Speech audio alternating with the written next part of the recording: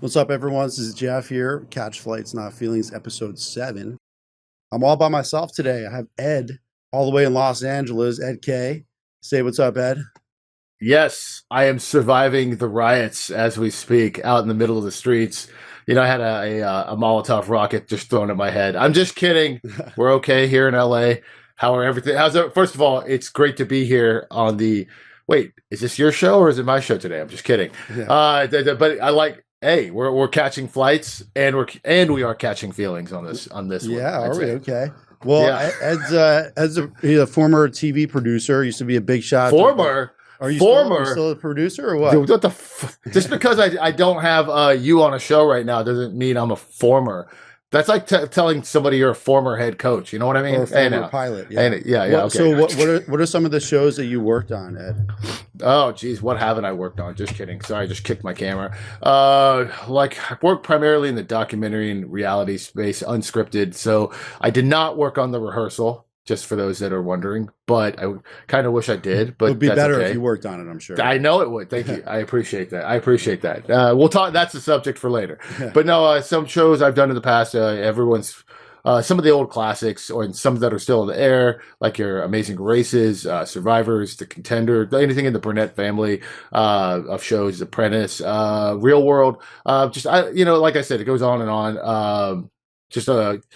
And stuff in the true crime space. There's a lot of things that I always joke about that I call it. They make the air and then they're forgotten. Unless though you're like one of these random shows that I was shocked is still apparently replaying. A really horrible reenactment true crime show I did. And the reason why I say horrible is just because it's still on the air in various countries. It's one called Bizarre Murders, where just people like, it's just like the show title says. Okay. Murders. What channel is it on? I'll check it out. Like I said, syndicated. It's everywhere. Like everywhere. you could look on YouTube like if you go on one of your flights to another country, Sony Crime Channel, random. But in the U.S., it's on apparently like 4 or 5 different platforms. DirecTV makes me laugh. The Unexplained with William Shatner on History. That's still playing on the air too. And wow, damn, you got a lot of good credits. Look at you. Dude, they just show up. I laughed my ass off when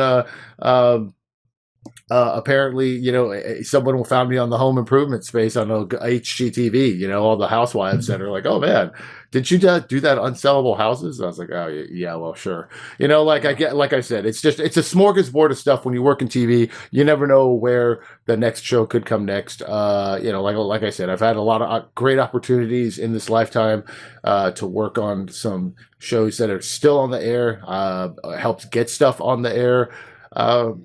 Speaking about great shows, Ed, why don't you tell the viewers how you met me initially all those years ago, like 12, 13 years ago? Wow, so for the backstory of the fans, and this will be, I guess, the goal of today. First of all, I'd like to say before I even get into this, I may not be the first male guest the show has ever had, but I am the first remote guest Jeff has ever had on the show. Yeah. Yes, this is history right now, people, and like. That alone should get more than 7 viewers, watching these videos. So hopefully double my view count for sure. 14, maybe we get to 70. I don't know. I would just like to help break the record because today, everyone, we are going, if you haven't already turned it off, the biggest thing is you will like this because we're going to get to know Jeff. But you do have to know at least 1 or 2 things about me. So at least I've worked in the TV business. I also am an event MC, host, something I like to do here in LA, host various events. No, I'm not hosting protest rallies for all the jokers out there. I'm not doing that. That's a whole other subject. But we're not here for politics. We're here for catching flights and not feelings. Yeah. Anyways, so how did I meet Jeff? Well, let's just put it this way. This is kind of weird because I don't want to sound like a creeper. And I'm just glad that he did not think that I was some random super weirdo, because Jeff basically was at the time, it was a guy who I found while hungover watching TV. As a producer, I'm always watching various programs. And back then, before people were cord cutting, there was a channel called HDNet. It's now, I don't know, Access or something. It was owned by Mark Cuban. Mark Cuban, it was basically a really horrible cable network. But they had this one show that, for whatever reason, and let me just tell you, it was awful. And I'm going to try not to curse that much. I even though I know it's an open, field, but I'm telling you, it was probably the worst show on television. It's a shit. I mean, it was just absolutely. I can't. Jersey Shore reality trash at its finest. Well, it was. That's putting it mildly. But then, so the question is, why would you watch it? And it's just like people say, you watch a train wreck, right? You keep watching it. Look, dude, I just turned this on and I see the most brilliant business idea. I'm like, we all get haircuts, right? I just got my haircut yesterday. You got your hair. You have great looking hair. You shaved too, by the way. You look really good. Yeah, I'm not gay, everyone. I'm not afraid to tell a guy that he looks good, but Jeff looks good. So I see this dude on TV. He's a good looking guy. And he's just, I can spot one of the things that makes reality TV good or bad is, or unscripted, is a lot of it is, coached and fake, as, Jeff has come from that background. I have been fortunate to work with a lot of real shows, and I'm looking at this guy on TV and everything around him is bad. But this Jeff guy, no, you could not coach this guy, and you could not find an actor to be this good. I know I'm just pumping him up and just giving him some 93 octane gasoline right now, but I'm totally gassing him up because he's the only reason I'm seeing this. The concept is he's running a barbershop with hot girls that are cutting hair. Well, and they actually, Ariana was not hot. Yeah. Okay. Kim. Okay. Well, yeah. I'm gonna speak for the sake of, just in the case they're one of the 7 viewers that's actually watching this. I'm going to say that they were attractive. Okay. I'm going to speak that believe it or not, they probably have a few 100,000. If this was social media back then, they might have actually had a few more, fans out there, because they weren't like the typical people, just like you said, that cut hair. That, if you didn't know, in the opening credits, Jeff basically tells the whole show is, I didn't want to start a business with ugly people cutting hair and whatnot. And again, these were like girls that cut, and they did honestly a pretty good job. It wasn't supercuts, or if it was supercuts, they made it at least look good, Yeah. But half naked women cutting hair, and then the shows. Right, Bikini Barbers. Beach themed barbershop. Yeah.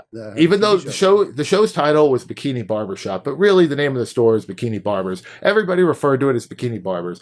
My buddy sends me a text, actually, like a big fan of the show. My friend Doug, who we'll call Fresh. He you met him before. It was like a perfect meet and greet. Like, my friend was just completely like blown away because he didn't believe this Jeff was actually real. But getting to the point of how I met him, I saw Jeff at night. I watched this and I'm like, again, the worst possible hour of television. This should have been a 30-minute show, but whatever reason, they they needed to fill airtime over at HDNet, and they kept it going. It was supposed to originally be 30 minutes, but then Mark wanted it to be an hour, so they had to do a lot of. The only thing that I can say is, if it was an hour of Jeff, that would have been tolerable. But they actually made it an hour of just random dumb shit. And the best parts of the show, I will tell you, and I'm not just saying it because he's in front of me, but it was the most entertaining, is like, they couldn't make this shit up. This guy, an airline pilot, runs a barbershop of half naked women cutting hair. And he's not there's no HR here. There's no this was before the Me Too. like literally the Me Too era would have come for Jeff. I would have been canceled if I started. For sure. Canceled, banned, whatever you want to call it. Yeah, it was done for. But at that point, if Reddit was still around then, but if Reddit in its true nature now, absolutely would have just been had a field day with you, because like I said, whether he would weigh the girls, you know what I mean, like, to make sure they were at the proper weight for cutting hair. He didn't want fat chicks cutting hair. Again, this is just, it's his business, his rules. They want to work for him.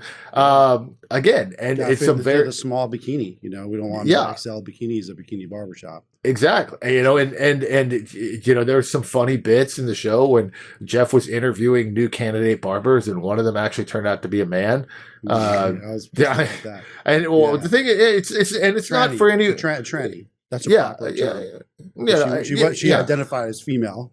Isn't it politically correct to call them trannies now? Is that PC? It is. Oh, And I'm not, and I'll defend you on this note. Is, to be honest, he didn't even know it was, Had a man. penis. Yeah. Yeah, I mean, I think you were actually, and that's the most beautiful thing is people always thought it was fake. I'm like, no, he swore up and down to me for years, and Yeah. that he was that I was. just thought it was an that ugly girl. I just thought because I thought it was an ugly chick with a nice Mhm. body, kind of like Ariana. Butter Right. face, good body. You know? Just for the record, for those that didn't know Ariana, she was literally a Jersey Shore, like probably backup person. She would have been cast on the Jersey Shore Yeah. in that bit. She fit that mold perfectly of Jersey Shore stereotype. It was totally there. Yeah. But okay. anyways, Then you stalked me online. so going back into this moment, where I met Jeff, basically put I was emailing, and Jeff Wolkin, it was actually him. He actually emailed me, and I kind of was like, "Holy shit, this guy wrote me back." Was and it the an thing was, email or was it through Facebook? It was an email. it was actually I think I found your email through maybe Facebook or somehow. I don't Yeah. know. I did some good stalking and I found you. So I know that sounds weird to say it in that matter, but I did stalk Jeff. I found him, and the next thing you know, I emailed him and he wrote me back, and I'm like, holy shit. And then we just started talking. Hey man, what's the deal with Bikini Barbers? And I told him things I loved about the show. It was kind of funny that he does interviews topless. That was just, and for anyone that's seen the rehearsal, this is Jeff. This was like, dude, this was not coached. I even flat out asked him, I said, how much did they overproduce you? And talking to him, I was like, no, man, there's one and only. Like I said, there's only one Jeff Wolkin. And in some ways, that's a really good thing. So that's how we got introduced. Pretty much, he was a fan of Bikini Barbers. He saw that we were not getting a second season, not because the show sucked. I had nothing really to do with the production of it. It was mostly I was the star of it. It was my business, but they had producers that produced it. It was mostly not picked up for a second season because Mark Cuban decided to switch more from a reality show format. It's a format. To music. So they switched to Access TV, and they want to get involved with more music stuff. So it was the highest viewed show at the time on that network. But like 100 people watched it. Yeah. So yeah, it was more. I think like 200,000 or something like that. Okay. I'm being generous because that's still 99 more people than watched other shows. You know what I mean? Yeah. So like, it's still it is the highest. I'm not mocking highest rated. I'm just saying it was a lot more than people that ever watched that network. So point is, Ed said, hey, I'm a producer. I would like to maybe help you out, try to get a second season. That actually ended up going out to LA, met for a little bit. He did get us a meeting with Spike, which was a popular network. Actually Paramount, but now it became Paramount. So anyway, we tried for like a year or two to get it picked up, and then we kind of moved on from Bikini Barbers after that. So my dreams of being the Hugh Hefner of hair and having Bikini Barbers all over the country kind of faded away in like 2013, because I first opened in 2011. I had the TV show in 2012. And then we pretty much called it quits in about 2013. Then I was on to other stuff. As I recall, the Hurricane Sandy was one of the reasons why the business. I remember actually flying out to New Jersey. It was I was actually going out there for a couple of reasons. I was actually an award winner for a New York TV film festival, and I went down from there. Thank you. The festival doesn't exist anymore, but sorry, it's okay. I was a finalist amongst a lot of people for a new TV deal, but that's okay. But it wasn't just the hurricane. It was also, I thought if you build it, they will come, right? And the Jersey Shore is just too seasonal. So although we were pretty busy in the summer, the rest of the year wasn't busy enough to sustain us. So it was a ticking time bomb until it exploded. And, the combination of not getting a second season of the show, the hurricane, and business not being really strong throughout the year, that I made the tough decision to close it down, cut my losses, and then move on to the next thing. So and besides you couldn't bang all the barbers. So no, I wish. Well, right now they're all like mothers or single moms with multiple baby daddies and stuff. So it wouldn't really be the best cast right now. But no, I mean, you know what? Hey, you never know, man. Everyone's rebooting, so never say never. I mean, look at it this way. We'll do Bikini Barbers Miami. Now I live in Miami. Yeah, it does. Honestly, it can be any city as long as you're topless doing interviews and trying to bang the coworkers. Because in this day and age, you know what? Like the problem is anything can happen in TV, and I always say that. And they unfortunately sometimes they bring back some really dumb stuff. But you know, for people that had any doubt of Jeff being a real person, he did answer an email, and it did lead to, like I said, it led to some meetings. Yeah, and working here we are, with 13 working years later, still can't get Yeah. rid of him. He's still my I know. Instagram friend that slides in my DMs sometimes. But here Work- you works- are. I've got my podcast making you famous. I There you know, go. and now we're flipping it a bit because you know it's about me. You've met some of the most random, interesting people on this podcast. I am not one of them. I am Yeah. just a You a do like to random talk dude. a lot, though. I give you that. Well, I do talk a lot, but we're gonna switch this a bit where we get to know Jeff. Okay, that's What the questions purpose you got of for me me, being Ed? today. Yeah. Well, you know, let's put it this way. So now that we got through the complex backstory, which you can edit to like 15 seconds, I just met Jeff at Bikini Barbers. I flew to New Jersey and I met him right before a hurricane. I met some hot girls, and Yeah, that was yeah, it. yeah. You can just Okay. leave it at that. Just leave it at that. Anyways, look, man, we have studio time. It's okay. Trust me. I've paced this out. Listen, it's fine. Don't need to rush it. Relax. Anyways, but I'm telling you, I am thankful that you, even after all these years and all the shit that I've given you personally and professionally, I am glad that we still keep in touch. Yeah. I'm glad that you are still alive. Thank you. And you've gone on to a lot of wonderful things. You know, there will always be Bikini Barbers. That's all I'm saying. And the fact that you created a business that was, whether it closed or not, it was a successful thing. You got a TV show out of it. Okay, Yeah, that's cool. as much fun as I make fun of it, it gave you a name. People actually wondered if you were a real person. And it's kind of like what I'm segueing to now is like, are you a real person? Is this guy Jeff for real? Is he being coached? I've seen, you know what I love about the internet, besides the fact that everything is true? I just love that there are people out there that really wonder if you are a real person. If Like if my personality is real, how I portray myself on TV, you're saying? yes, 'Cause obviously basically, I'm real. I'm not a catfish. But you're saying Yeah. my personality is real. And yes, I am. I don't, maybe I Are you- embellish it a little bit over on the show. I wouldn't say maybe some things in real life, but I think if you ask most people that know me, they would say I'm a really nice guy once you get to know me. But Yeah. I sometimes could come across as like a little bit too like not serious enough and sarcastic and maybe a womanizing playboy.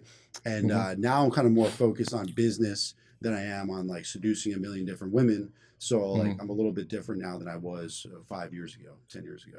I mean, I personally still think you're the same asshole, but that's Yeah. just me. I'm a nice asshole. Yeah. Yes, you That's are what- nice. That's what Moe used to say. Yeah. Yeah. Oh wow. All right. That's, you know what, we'll have to add that. I forgot about that one onto the list. Yeah. And if for those that don't know about the list, it's just like one day I actually did come up. This is an actual idea I did pitch with Jeff.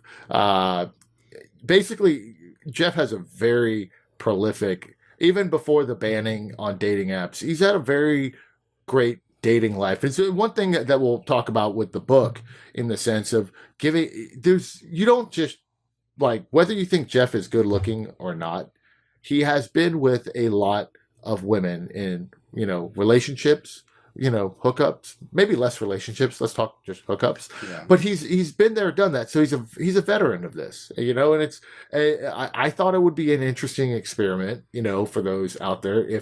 Why don't we just track this, like, you know, like an Excel document and whatnot, and follow. And this is what I found out. It's almost impossible.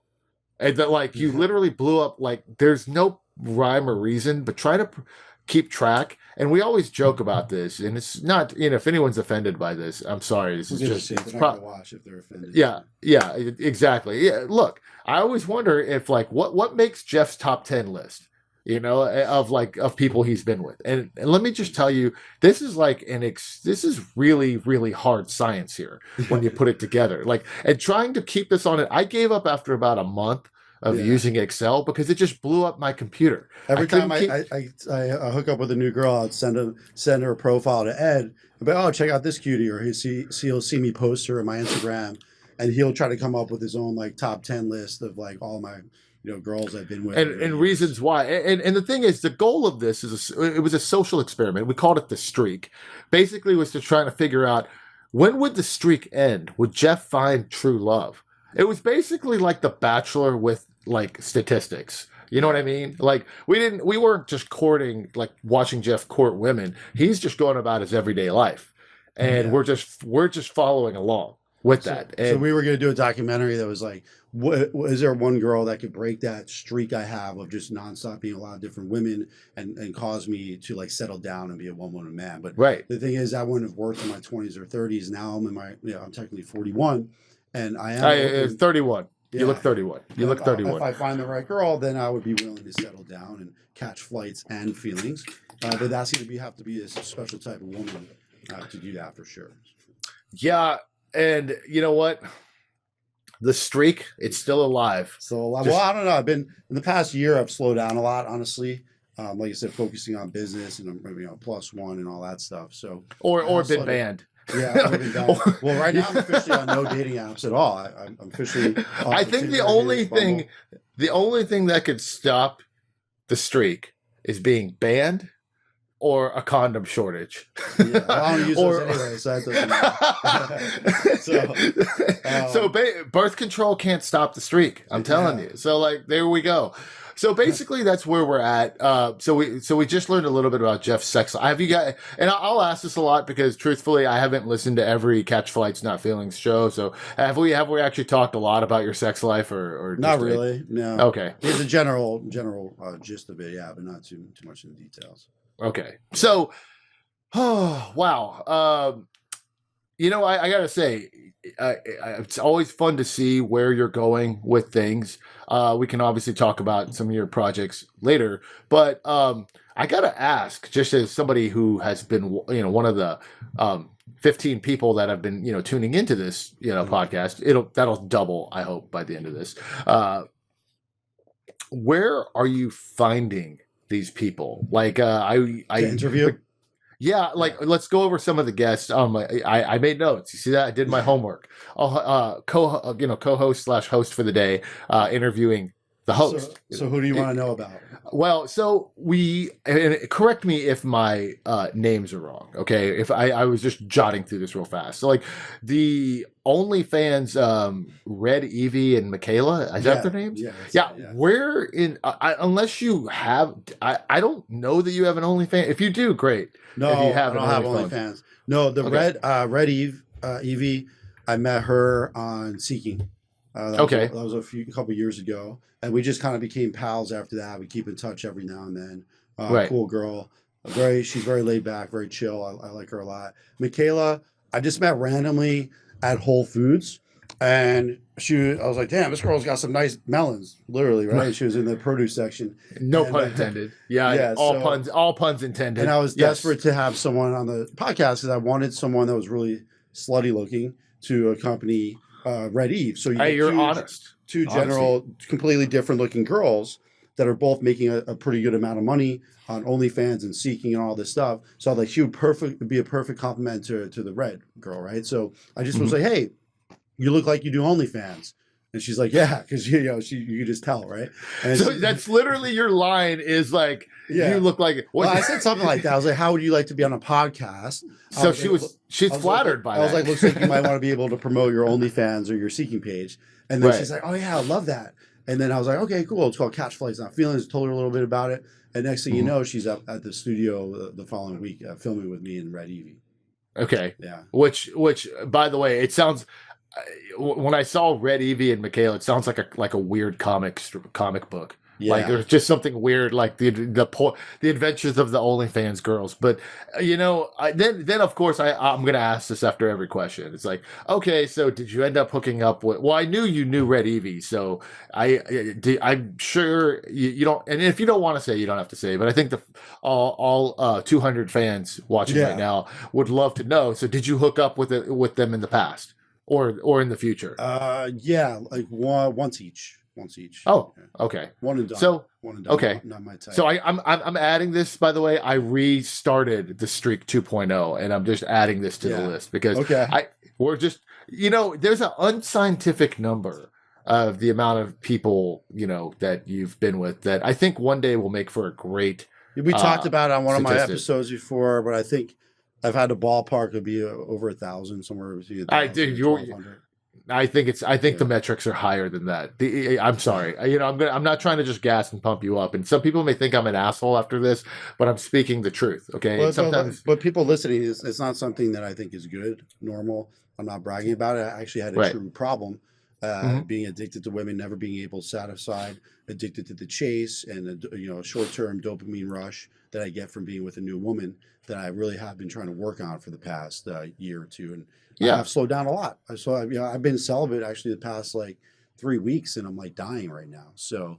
Any of you ladies Jesus. listening out there want to break my celibacy, then we could talk about that. Well, Bumble and Tinder unblock the guy. All right. Well, good to have my own app now. Once we start getting more users, I'll be able to find plus That- ones. I guess in a sense that was a nice segue, but I think that's a great way if you the saying is if you can't beat them, join them. Well, you're not doing that. You're going to just try to beat them We try to because beat 'em. Yeah. because they won't let you join them. So there you Yeah. go. I think that's a perfect segue. And with my app, no one's gonna get kicked off unless someone does something illegal, threatening, something like that. And we'll research it and then remove them. But again, so then we go through the show. I got to know where you meet a former Miss Haiti, Tracy. Yeah. How how did that come about? Well, I don't even think she was really Miss. I think I just made that up. But she might have been Oh. like a runner-up or something, but not actually Miss Haiti. But Oh, you know what? I do apologize. Yeah. She was a runner-up. I met her. Oh shit! How did I meet her? Oh, I met her at Soho House. I have a membership Okay. there, and I met her. They had like a 50 Cent was performing there, and after he wrapped up, we were talking around. I was like, "Oh shit, this girl's hot." And I'm usually not attracted to black girls. Not, they're cool, and so I usually just don't date black girls. And I was like, "Wow, she's a very beautiful girl." So I started talking to her, and then I was like, "How would you like to maybe make some content for my company?" Blah blah blah. And next thing you know, we exchanged numbers and we hung out, and she came on the podcast. So she's cool. Yeah, she's Okay. And then the question that all 500 viewers want to know. Notice how I'm growing the numbers here. Yeah. I'm going to make it happen. So 500 viewers, want to know, did you and Miss Tracy start a thing, dating? No, I mean I want to, but she. So we never hooked up, but Okay. I think I will get in her pants eventually. I hung out with her last night, and she's Right. cool, but she's the type of girl she's going to make me work for it, and I have to hit a certain number of sales, like revenue growth on my company, and then once I hit that target, she said she'll put out. So That you know what? There's Yeah. nothing like that kind of that's incentive. good incentive You for know. me to succeed with Yeah. the company. Yeah. She's So- not gonna make you go back to Haiti. It's a large number, but it's very attainable. I think in the next year. So I'll just be patient and just wait to get in her pants for the next year. So, but if she does ask you, like I said, if she make you try to go to Haiti, just be careful, please. No, not happening. I'll definitely be okay. backing it up if I fuck anyone in Haiti. That's for sure. Well, actually, you should just be not going to Haiti right now Yeah. at this point. That's like kind of visiting Iran right now. It's just not Yeah. on the safe list. So and then as I'll skip the guy. We don't need to. The nice guy, Captain Duran. Wonderful. You didn't try to bang him, so he's it was nice to hear a story from another pilot. Yeah. I don't know where you found that. Skipping across, I got to know where you found this. I'm going to call her the angry whore. I don't know if she would get offended by that, but she was just really mad. Her name was Andrea. You know what I'm talking about? Oh, yeah. Jeez. Well, did you know She- she's actually her husband filed for Oh. divorce after Oh, she was on my yeah. I podcast. did. Yes. Yeah. So she is. So- She's kind of got a unique relation. That's why I called her the Yeah. angry whore. Yeah. And I'm sorry. It's nothing personal. I just Yeah. think you just come off as an angry whore. And She's I a didn't- friend of a friend. I got Uh-huh. introduced to her because I asked this girl, Steph, I was like, "Hey, do you know any crazy girls that go on my podcast?" And Angry she was whore. right. She Yeah. is pretty fucking crazy. No, but she's cool. Like I would never date her because she's Right. like too much. She's too alpha, female alpha, Right. or whatever. But yeah, she's. I think she would rip your dick off. Personally, I think. Yeah. I think she would rip your dick off and then eat it. So she's I getting mean, that's divorced now because of my show. So there you go. well, you know what? She definitely didn't catch any feelings on that. You know what I No. mean? So that's a good. I mean, I only ask where I mean, you met. So obviously that was a networking thing where you met because it's like I was so blown away. I know if you've ever hung out with Jeff, this is to the audience out there. Yeah, he has a really unique way of meeting people, and that's why I always ask the story, whether it's somebody he hooked up with to just somebody he met through like flying. I like how it's always a fascinating backstory. I have an issue. It's part of the reason why I've been with so many women is because if I see a hot girl, I'm just going to go up to her. Now, like I said, I have slowed down a little bit, but I do like right now. I have more of an intent instead of going up to them trying to get in their pants. I'm going up to them, maybe trying to get them to work for me, do content, do something to help my business instead of just help that temporary sexual dopamine rush. So and I let me switched just my yeah, focus a little bit. and let me preface that, you know, for whatever reason, if people feel offended by that, like the whole point of something like a streak, it's not like how many women a Jeff can bang. It's really about when the streak can end, and if you can, Yeah. somebody like that can actually find love.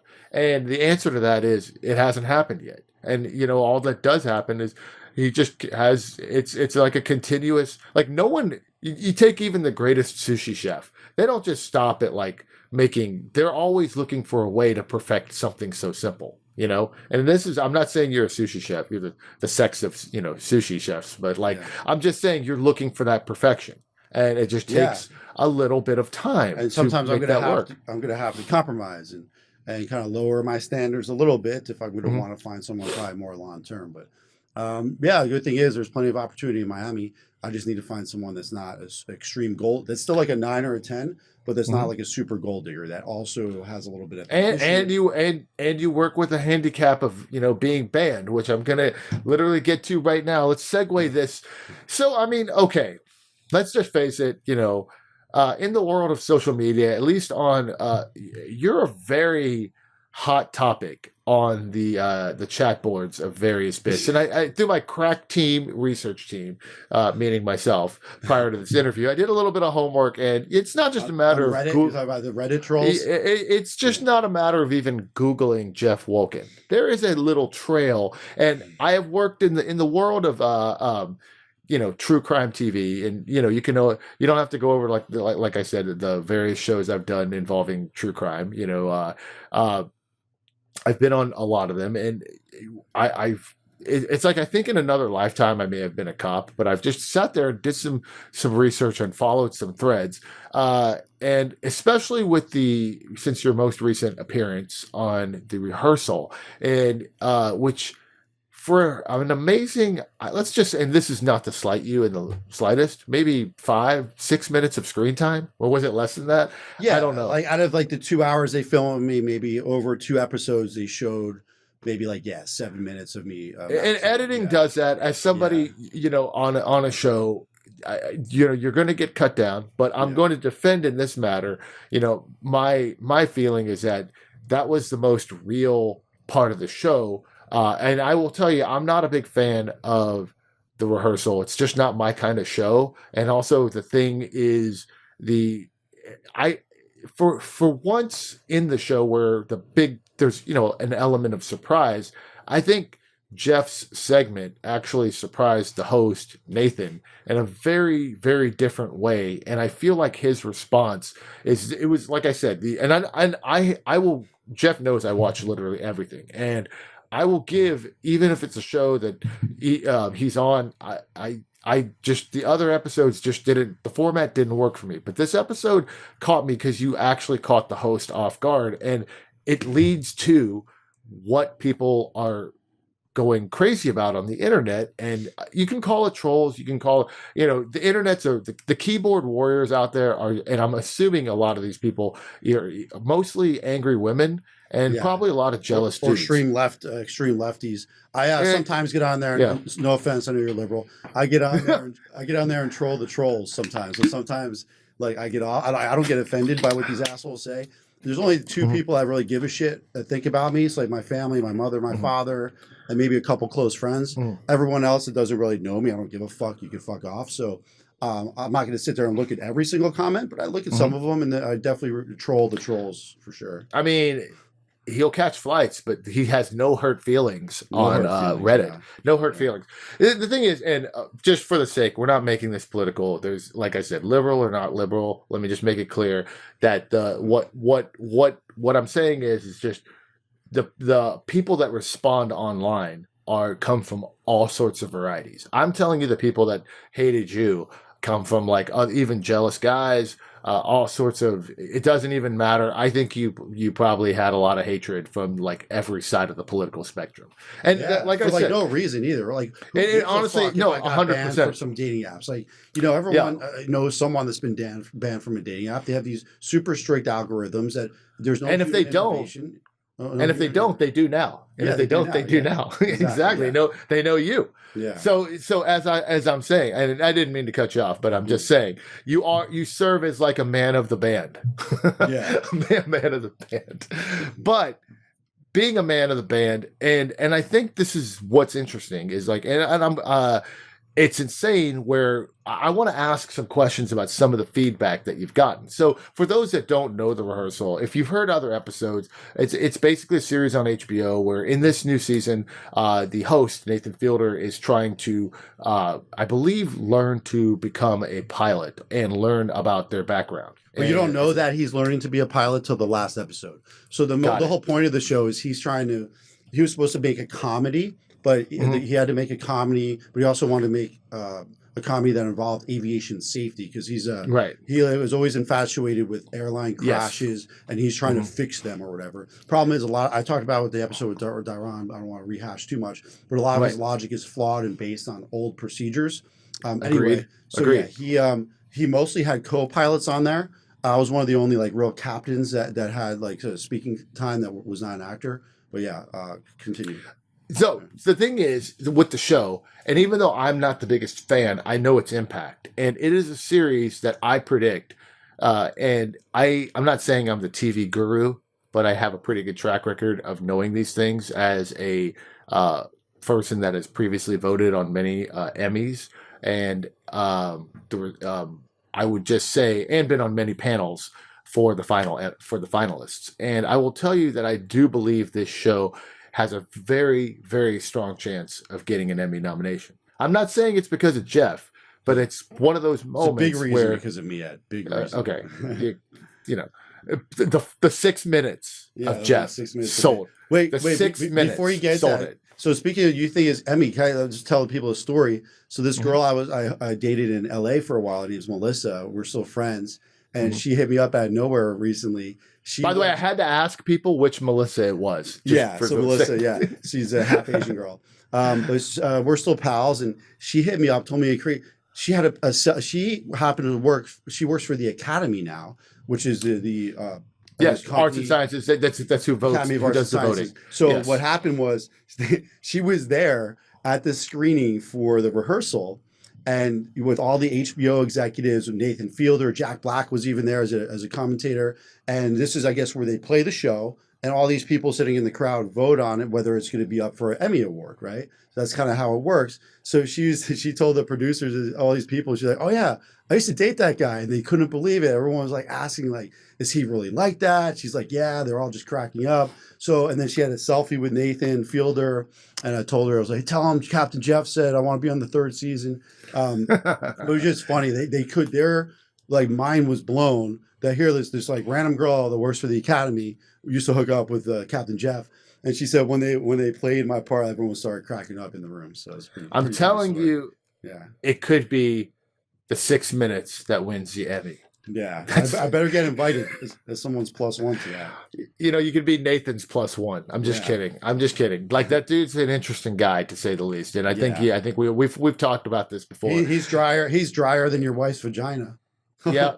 Yeah, he's pretty fucking dry. I'm just kidding. A desert dry, Mojave, whatever you want to call it. But either way, I'm just saying, one of the things why I think though the show resonates, even though it may not have the highest ratings in the world, it has enough of an engagement to where, and it's a popular thing, even if your show doesn't have a lot of eyeballs watching it. The executives clearly love the series, if anything, casting deserves some credit of finding you. And again, I will say it, one of the reasons I am not really into the show is just because it's strange. I love learning about, pilots and flying. So I thought I would be more into this, but I think you were the first person to give some actual real answers that's why so many people like are online think that you're not real and think you were being coached and it's fake. And it's just kind of funny.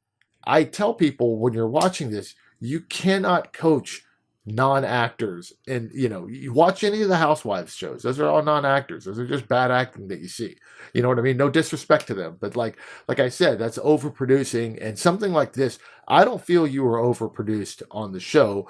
You just were who you were, and that really threw people off. Other people, they probably had, like they had to completely kind of help coach through things, but you were one person, with the way what you said, you just spoke freely. And then people are, it's like a sudden shock. I mean, what I did learn from this is that although you were banned from, like, the fact that you were so open about being banned, that may not be the most common thing, but to some people it is, and they never knew why.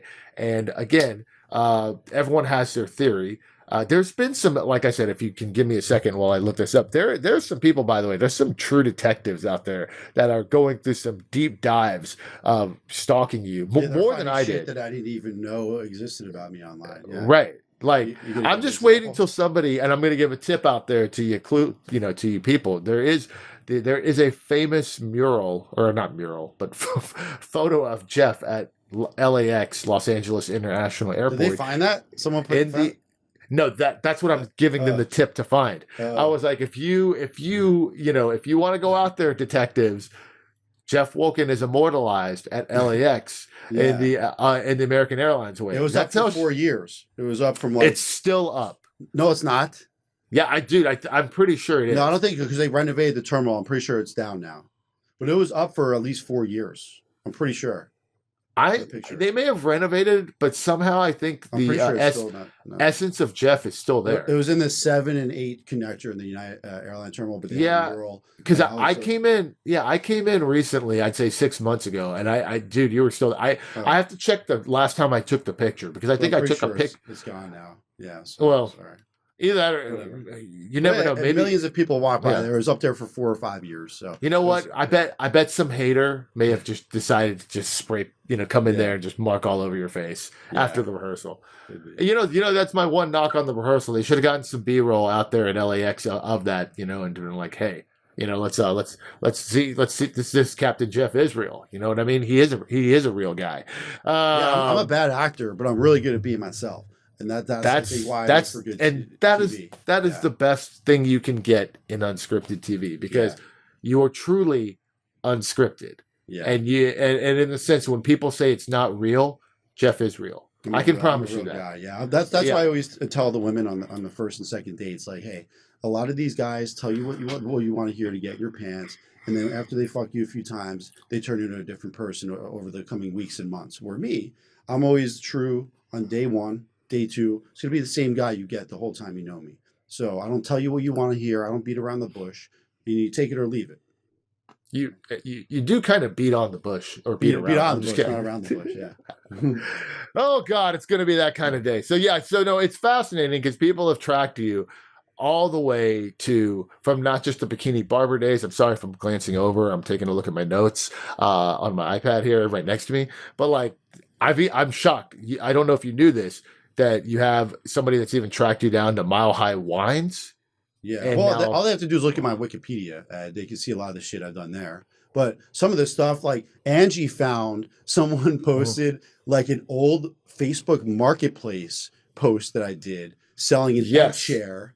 That where I made it really funny, where I said, oh, if it could hold a muscular man like me, like whatever. I made some like stupid, and someone found it. I have no idea.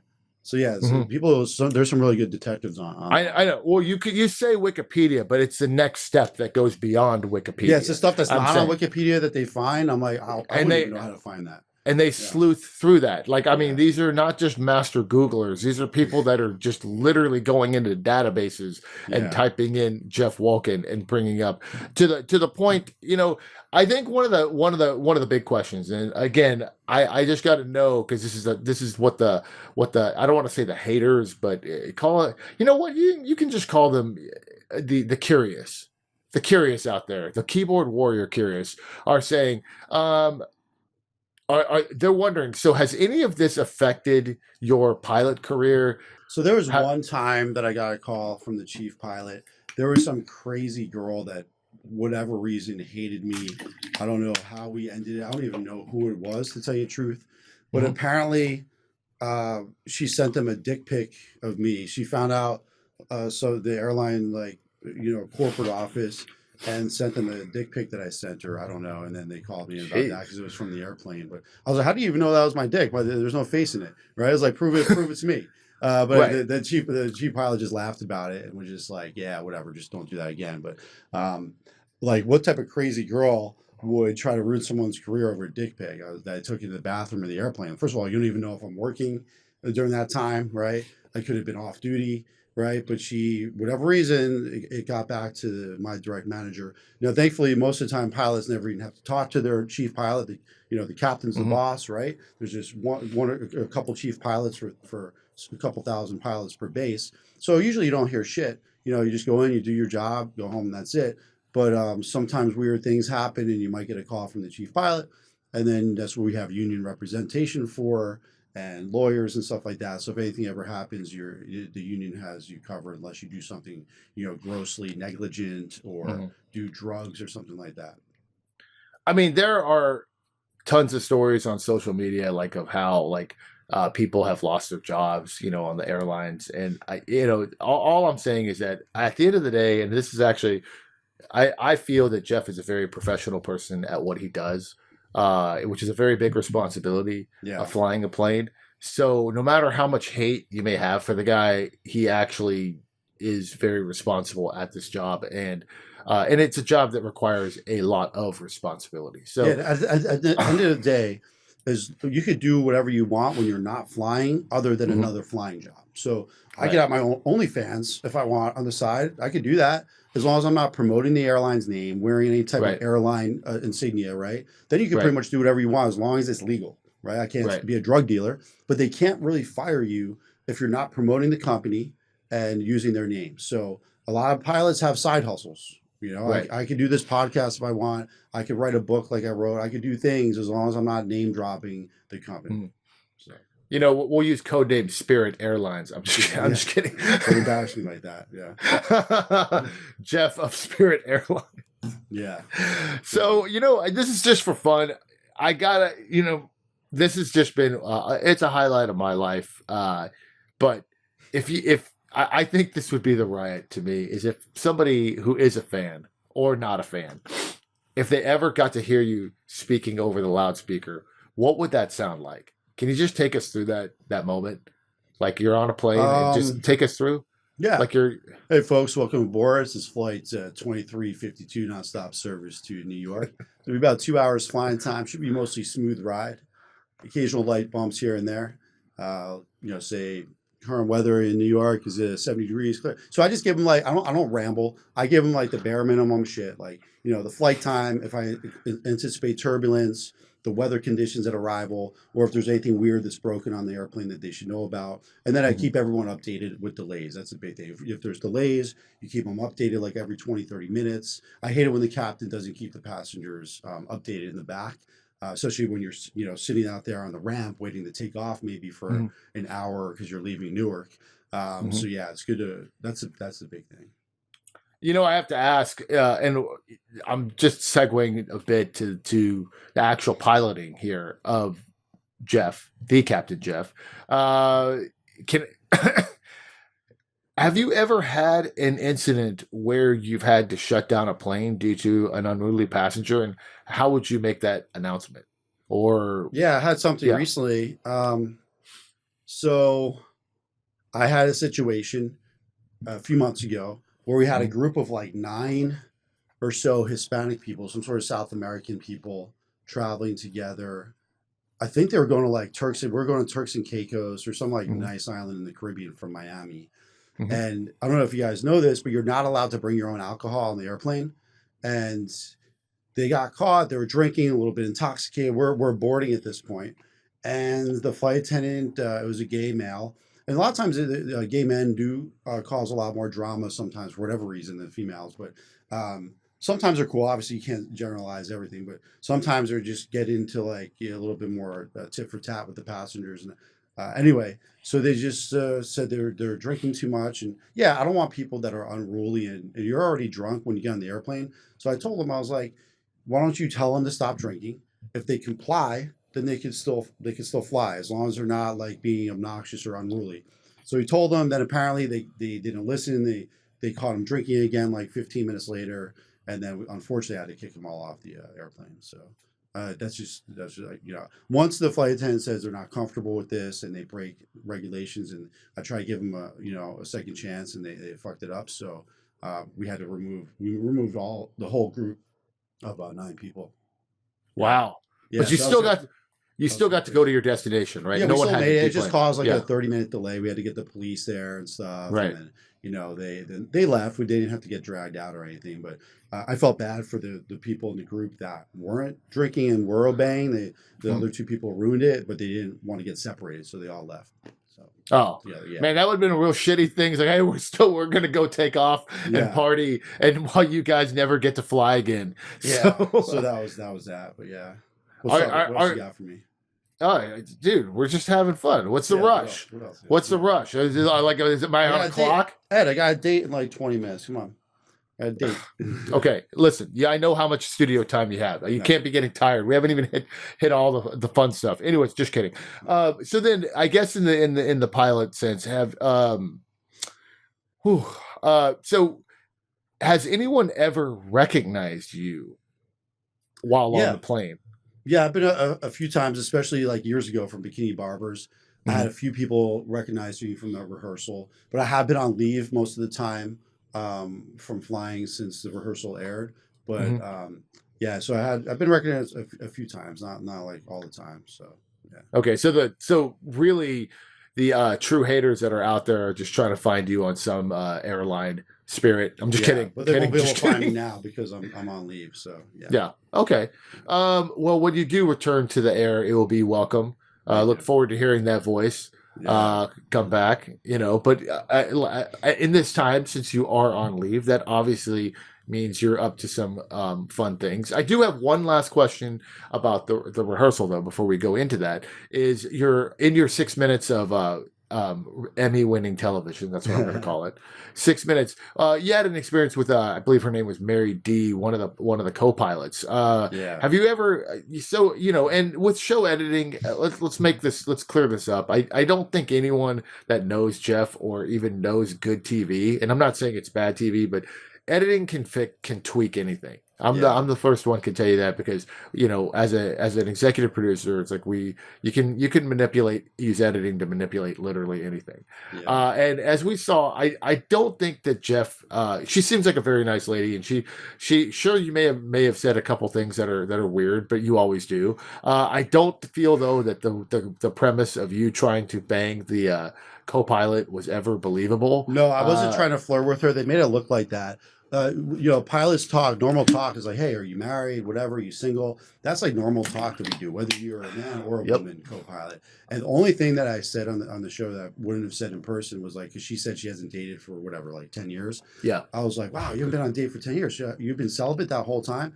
I wouldn't have said that, obviously, to a real situation, but I wasn't taking it. Maybe you would. There's nothing like that's just you. I don't. There's no need to, dude. If that you could did be twisted as like me being a little bit too personal, asking her about her sex life, and I wouldn't have said that honestly in the real cockpit. Okay, but fine. I was just having fun with it when we were filming, so that's the only thing that I wouldn't have said. Everything else was just normal talk. Like, oh, you married? How long you been married for? Are you single? Whatever.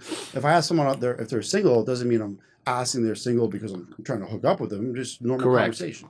So yeah, and I think that's where the lines get blurred, and unfortunately, that's a big TV audience, and so they're gonna blur that line and say that. And if people think I'm an asshole for saying this, I'm not defending it. It's just honestly the way I perceive it, and this is just my perception, and that's that you're having an actual friendly conversation. Yeah, she doesn't know your life of being a man whore, so that you're like I said, she just knows you as Jeff.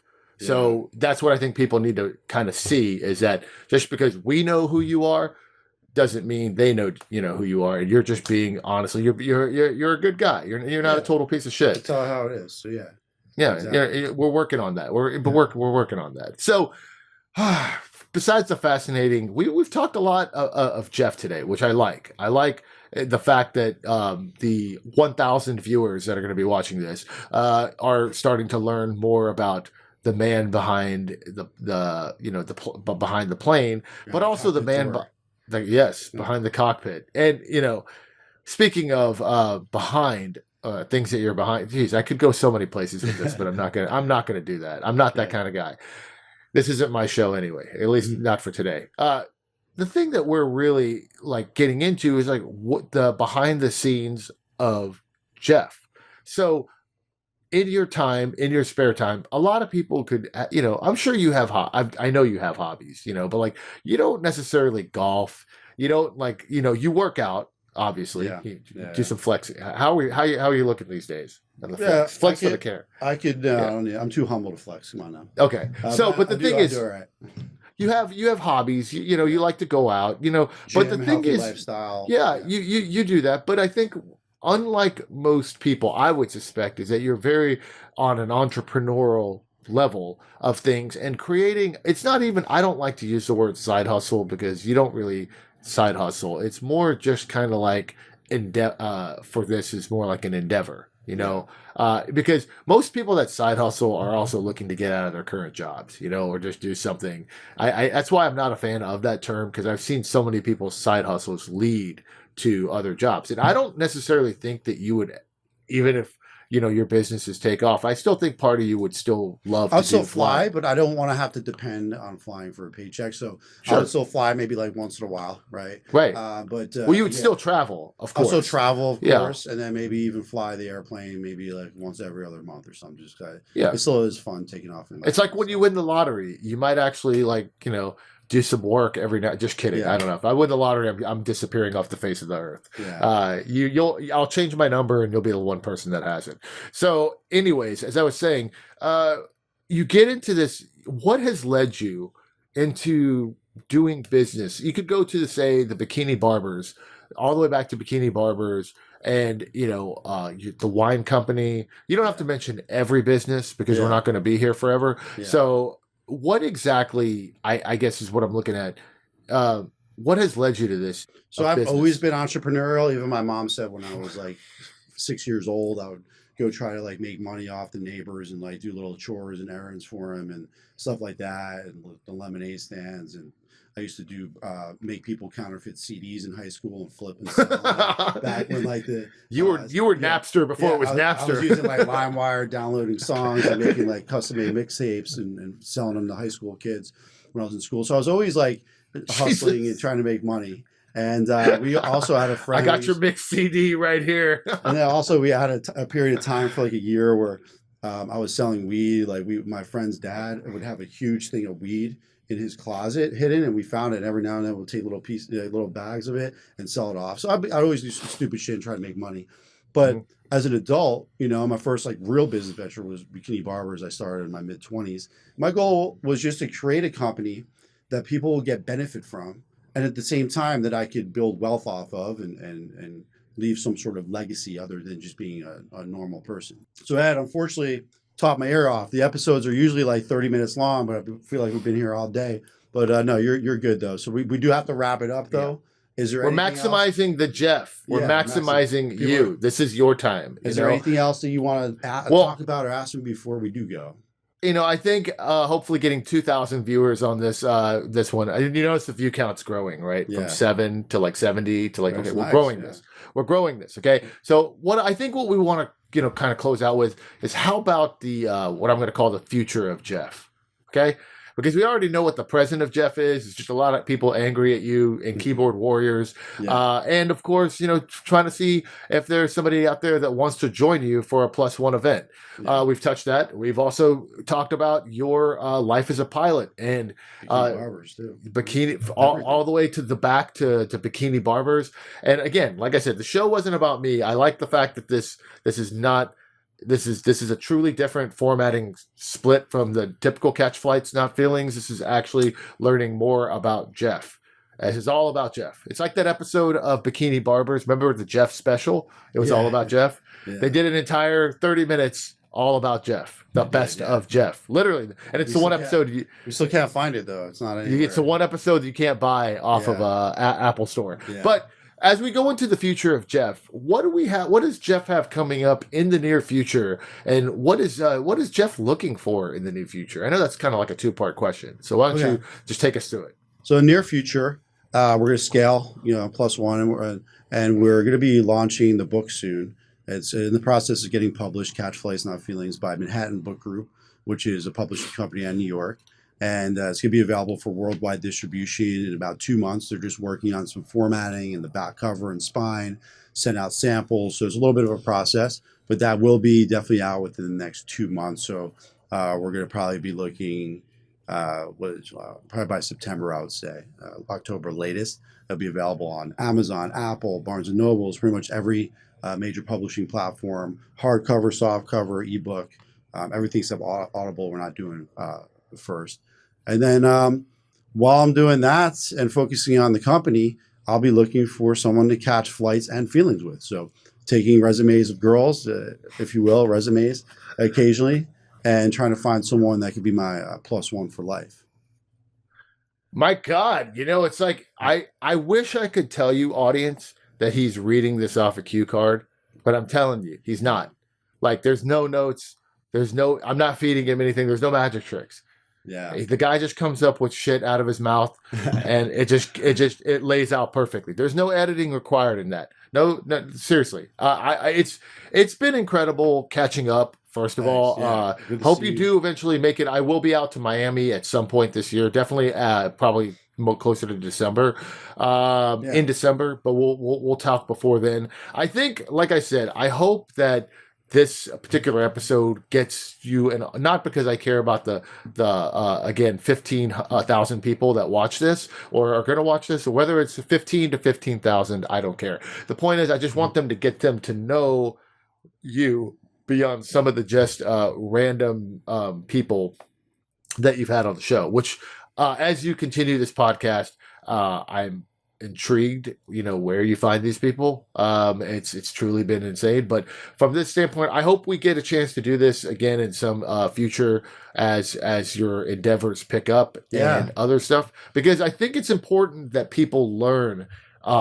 As much as fascinating as the people you've had on the show is, I'm not one of them. I'm just an average guy. Yeah. Okay, there's nothing special about me. You hyped this up, but really, my point today was to get the audience to learn who you are. Well, thank you. They learned a lot about me for sure. Yeah. And I want them to be able, like to go on Reddit and still talk shit about you, but put some feelings behind it. Understand where this man comes from. And I have a heart. Yes. Yeah. If you're going to be a dick, just be a dick behind the keyboard, or be an asshole. And again, I say this,